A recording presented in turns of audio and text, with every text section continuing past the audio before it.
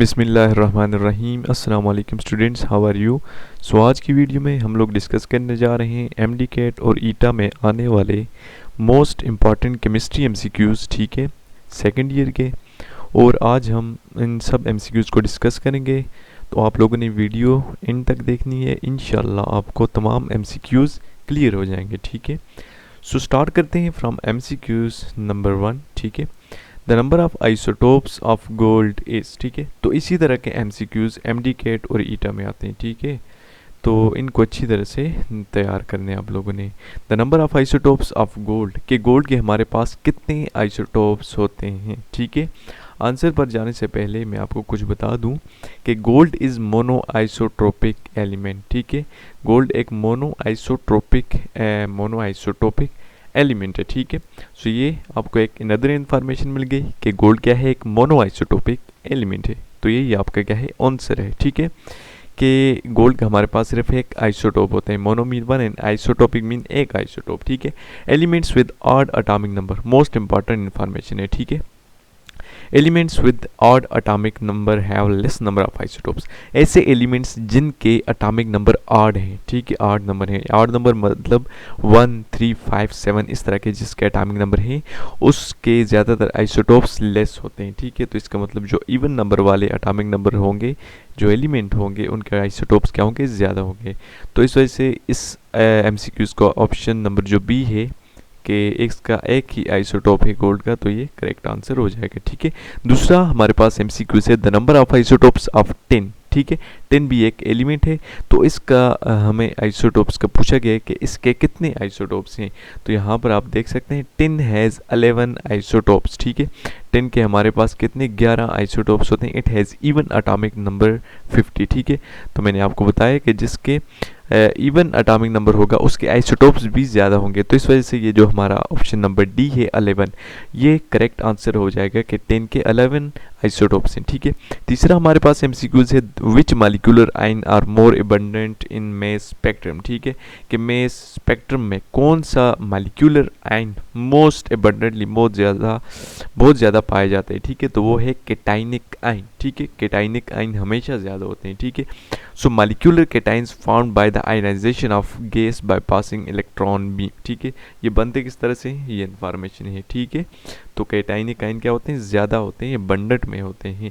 चौथा एमसीक्यूज हमारे पास है, the pressure of vapours when sent to the ionisation chamber in the mass spectrometer is, जो mass spectrometer होता है उसमें जब हम वेपर्स को सेंड करते हैं आयनाइजेशन चैम्बर में, तो क्या होता है कि pressure of vapours when sent, कि उनका प्रेशर कितना होता है, ठीक है। हमारे पास जो वेपर्स होते हैं, ठीक है, जब आयनाइजेशन चैम्बर में हम मैस स्पेक्ट्रोमीटर में भेजते हैं, ठीक हो गया।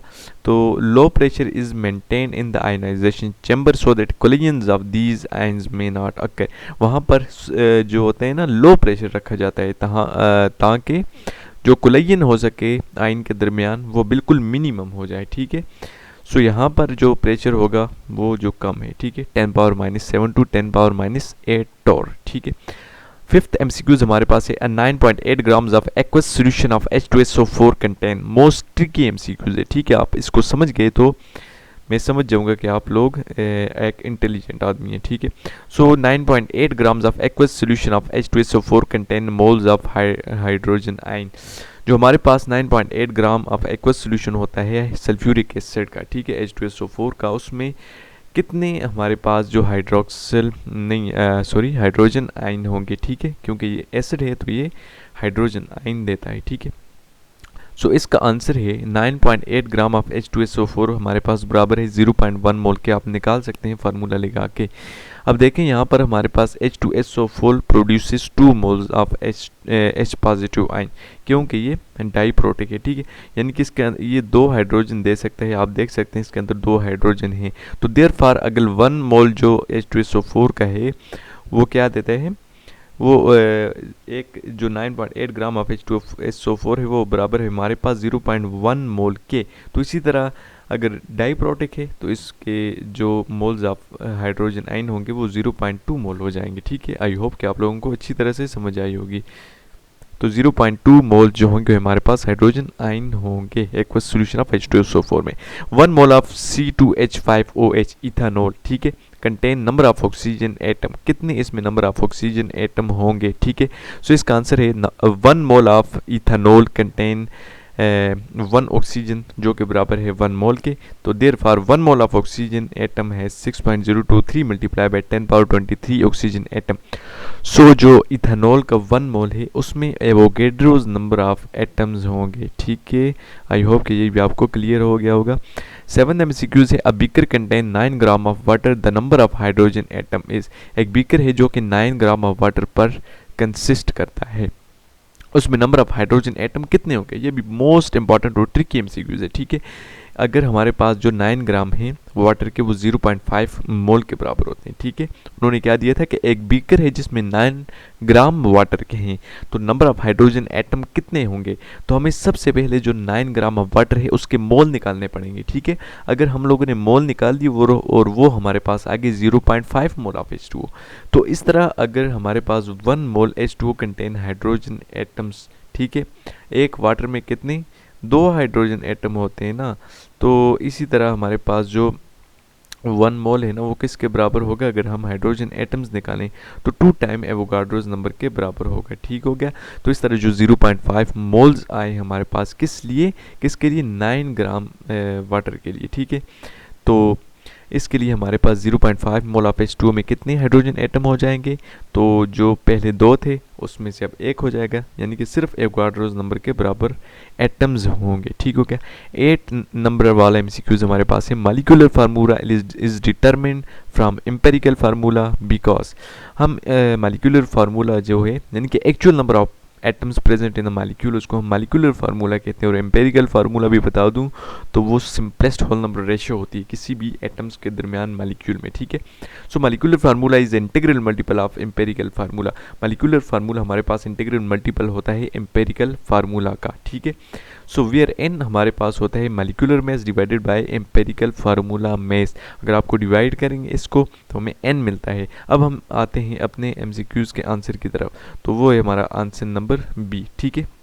यानी कि मॉलिक्यूलर फार्मूला बराबर होता है integral multiple of empirical formula. और यहाँ पर ये जो n है ये किसके बराबर होते हैं, मैंने आपको बताया कि molecular mass divided by empirical formula mass. इसको आप डिवाइड करें, जो नंबर मिलेगा उसको एम्पेरिकल फार्मूला के साथ मल्टीप्लाई करेंगे तो आपको उसी मॉलिक्यूल का मॉलिक्यूलर फार्मूला ऑब्टेन हो जाएगा, ठीक है। उसके बाद हम 9 MCQs की तरफ बढ़ते हैं। Molecule is the smallest particle of a substance because. एक मॉलिक्यूल जो होता है वो स्मॉलेस्ट पार्टिकल होता है सब्सटेंस का, क्यों। तो डेफिनेशन ही मॉलिक्यूल की ये है कि the smallest particle of a substance which exist independently. हमारे पास ऐसा स्मॉलेस्ट पार्टिकल किसी भी सब्सटेंस का, अब सब्सटेंस क्या होता है, the pure form of matter, the pure form of matter is called substance. और उसका ऐसा स्मॉलेस्ट पार्टिकल जो कि एग्जिस्ट करता है नेचर में इंडिपेंडेंटली, उसको हम क्या कहते हैं, मॉलिक्यूल कहते हैं, ठीक है। तो इसी तरह हमारी इस MCQs का जो ऑप्शन बी है वो करेक्ट हो जाएगा, इट एग्जिस्ट इंडिपेंडेंटली, ठीक हो गया। 10 नंबर MCQs हमारे पास है, which of the following salt will have greater positive charge in its molar aqueous solution, ठीक हो गया।